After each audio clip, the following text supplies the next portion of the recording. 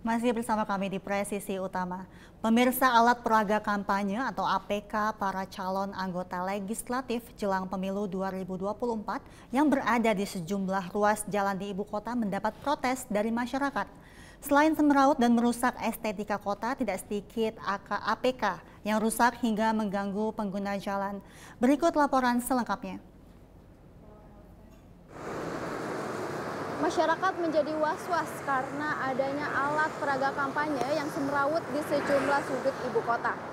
Contohnya seperti yang ada di belakang saya saat ini, tepatnya di Jalan Gatot Subroto, Jakarta Selatan, terlihat banyak sekali APK-APK yang terpasang di pinggir jalan, mulai dari yang terkecil hingga yang paling besar seperti itu. Bahkan tak banyak masyarakat yang mengeluhkan dan merasa terganggu karena adanya APK-APK ini. Lalu, bagaimana tanggapan masyarakat terkait hal ini?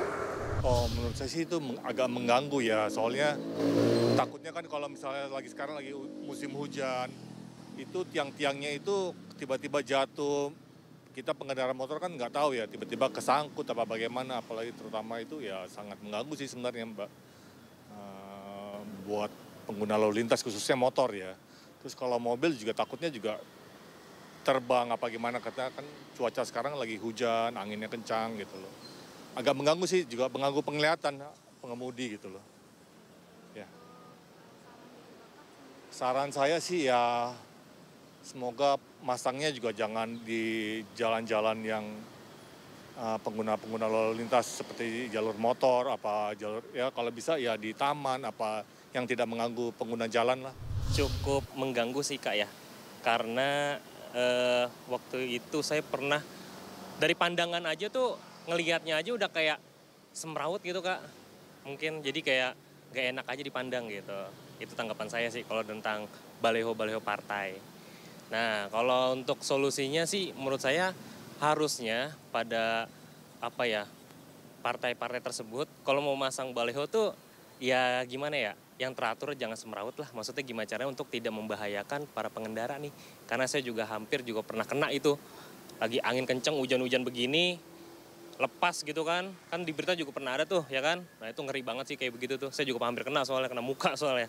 Kayak gitu sih pandangan saya. Solusinya taruh atau baleho itu yang aman dari jangkauan lalu lintas lah. Biar nggak mengganggu pengguna jalan, gitu aja sih. Melihat hal ini, Bawaslu dan juga Satpol PP beserta Direktorat Lalu Lintas telah menertibkan APK-APK yang sekiranya mengganggu pengguna lalu lintas di sejumlah ruas DKI Jakarta. Dari Jakarta, Ica Tanasya, Willy Amanda melaporkan untuk Polri TV. Pemirsa, semeraut APK menjadi persoalan penting menjelang pemilu 2024. Tidak hanya di daerah namun juga di ibu kota. Kehadiran APK ini justru mengganggu bagi pengguna jalan. Pihak kepolisian selaku unsur penting untuk menjaga kelancaran kampanye pemilu 2024 turut mengambil serta bekerja sama dengan pihak-pihak terkait untuk melakukan penertiban dan mengawal proses pemilu 2024. Dan saat ini telah hadir bersama kami di studio Polri TV Kasubdit Kamsel Ditlantas Polda Metro Jaya Kompol Endah Paspurani. Selamat sore Mbak Endah. Selamat sore Mbak Tari. Apa kabar Mbak? Sehat Alhamdulillah Mbak? Baik, sehat. Mbak Tari? Alhamdulillah sehat. Mbak Endah, ini kita menjelang masa tenang pemilu 2024 tanggal 10 Februari nanti. Betul. Bagaimana sinergitas antara kepolisian, Satpol PP dan Bawaslu tentunya dalam menjaga dan mengawal kelancaran proses pemilu ini? Ya, terima kasih Mbak. Untuk terkait hal tersebut khususnya kami dari Direktorat Lalu Lintas diminta khusus perintah dari Pak Direktur Lalu Lintas untuk awalnya adalah berkoordinasi dulu dengan Bawaslu terkait dengan maraknya pemasangan APK yang kurang lebih semrawut yang tadi Mbak Tari sebutkan. Kemudian kami khususnya kepada Bawaslu menyampaikan beberapa lokasi, menginformasikan demikian beberapa lokasi yang kemungkinan itu mengganggu terkait dengan Kamsel Tipcarlantasnya. Dari situ Bawaslu menggandeng serta Satpol PP dan stakeholder terkait bersama kami melakukan kegiatan penertiban secara serentak 5 wilayah DKI. Demikian. Bagaimana itu pemetaan wilayahnya? Apakah secara serentak bersama-sama di 5 wilayah tersebut atau masing-masing dari instansi tersebut? Ya, untuk kegiatan sinergitas ini kolaborasi dengan Bawaslu dan Satpol PP dari Direktorat Lalu Lintas secara serentak itu di 5 wilayah DKI kita bekerja sama dengan Kasat Lantas di 5 wilayah DKI ada Jakarta Pusat, Barat, Utara, Timur dan Selatan memberikan khusus kepada seperti jalan-jalan protokol, kemudian arteri, kemudian di sepanjang jalan yang itu seharusnya lokasi yang tidak boleh dipasang, kita melakukan penertiban di sana, di lokasi tersebut. Baik, dari pihak kepolisian lalu Satpol PP dan juga Bawaslu, bagaimana kalau dari peran Ditlantas sendiri? Ya, sebelumnya kami memang dari fungsi lalu lintas memiliki giat atau tugas rutin yaitu patroli. Dari patroli tersebut kita mencoba mencatat titik-titik mana saja yang terdapat APK yang itu tidak seharusnya di sana. Seperti contohnya ada di flyover, sepanjang flyover, kemudian ada di seperti underpass, kemudian di arteri dan protokol. Dari situ kita coba untuk menggandeng Bawaslu tadi untuk melakukan pengamanan, maksud kami melakukan penertiban demikian. Penertiban, seperti apa itu penertiban ya Mbak Endah? Apakah langsung dicabut begitu jika ada yang mengganggu jalan atau bagaimana? Ya, untuk pelaksanaannya sendiri terakhir kita laksanakan sudah beberapa kali, untuk terakhir dilaksanakan di tanggal 26 Januari itu secara serentak khusus dilakukan di malam hari. Kenapa kita pilih malam hari? Karena kita memprioritaskan juga pengguna jalan karena kan kalau di malam hari sudah volume kendaraan sudah tidak terlalu ramai. Nah, untuk teknisnya sendiri kita mencoba untuk apel bersama dulu dengan Bawaslu dan Satpol PP dan stakeholder terkait. Kemudian masing-masing wilayah ini seperti informasi data yang kita sudah berikan menyisir patroli. Kemudian untuk Bawaslu dan Satpol PP yang mencabutnya. Untuk kami dari lalu lintas kita fokus tetap kepada arus lalu lintasnya dan kita tetap memprioritaskan kepada keselamatan dan keamanan dari pengguna jalannya. Demikian.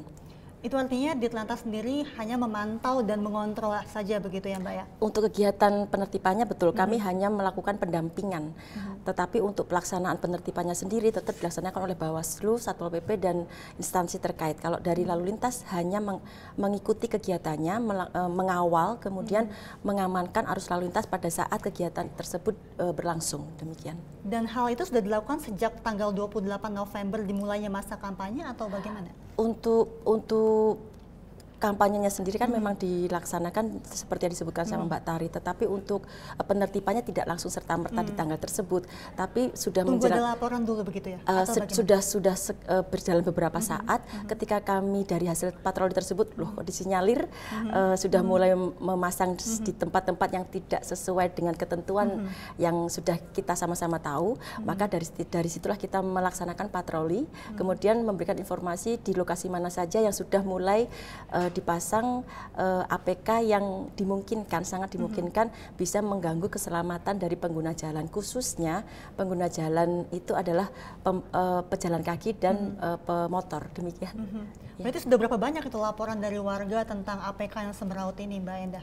Khusus di Lantas sendiri kami tidak menerima laporan tersebut, tetapi kami juga memonitor dari informasi dari media dan ketika ada satu kejadian laka lantas dan kemudian sebelum itu pun kita sudah melakukan pemetaan dan melaksanakan penertiban, tetapi tidak serentak dan tidak kolaborasi dengan Bawaslu. Nah, ketika sudah mulai ramai itu, kami juga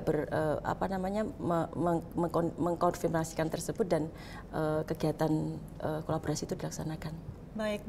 Berarti sejauh ini bagaimana tentang APK tersebut? Apakah jauh lebih baik begitu, jauh lebih tertib semenjak adanya patroli yang dilakukan dari ketiga instansi tersebut? Ya, kalau dari 26 Januari yang terakhir dilakukan itu lokasi-lokasi seperti Gatot Subroto, flyover Kuningan dan Pancoran, kemudian di sepanjang Simatupang, Kramat Jati, kemudian Ancol, Kemayoran, di wilayah-wilayah itu khususnya flyover sudah kami sudah bersama-sama dari kegiatan itu dirapikan.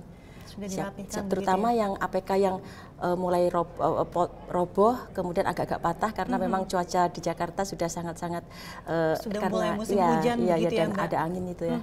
Jadi kalau sudah mulai miring-miring itu yang kita atensikan untuk segera diambil. Betul, dan material yang mereka gunakan memang hanya berupa bambu begitu ya? Betul. Jadi bambu. memang tidak terlalu kokoh begitu. Iya. Lalu bentuk antisipasi apa yang dilakukan oleh Ditlantas terkait APK-APK ini untuk kedepannya sampai nanti tanggal 10 Februari? Terkait dengan pemasangan itu, kalau dari kami tidak ada konteks dengan yang langsung bersinggungan dengan peserta pemilu, kami memang tidak ada ya. Jadi tidak ada himbauan gitu kepada peserta pemilu terkait APK mereka yang semerawut atau cukup dicabut saja begitu? Kami pun juga tidak bisa mencabutnya. Jadi kami hanya menyampaikan, hanya kami memberikan informasi terkait kemungkinan yang akan berdampak kepada pengguna jalan. Itu kami sampaikan kepada Bawaslu. Langsung ke Bawaslu? Iya. Jadi Bawaslu langsung berhubungan dengan peserta pemilu gitu ya? Dengan Satpol PP itu untuk melakukan penertibannya, dan kami meminta izin Bawaslu untuk bergabung dan bersama-sama melakukan kegiatan tersebut, tetapi kami mengkhususkan kepada Kamsel Tipcar Lantasnya saja. Baik, Mbak Endah, apakah ada pesan kepada masyarakat dan peserta pemilu menjelang pemilu 2024 ini? Semoga kampanye dan kampanye pemilu ini dapat berjalan dengan baik, dan kita sama-sama mendoakan bahwa Indonesia bisa sehat dan damai ke depannya. Terima kasih Kasubdit Kamsel Ditlantas Polda Metro Jaya Kompol Endah Pusparini telah meluangkan waktu bersama kami di Polri TV. Terima kasih, Mbak. Salam presisi.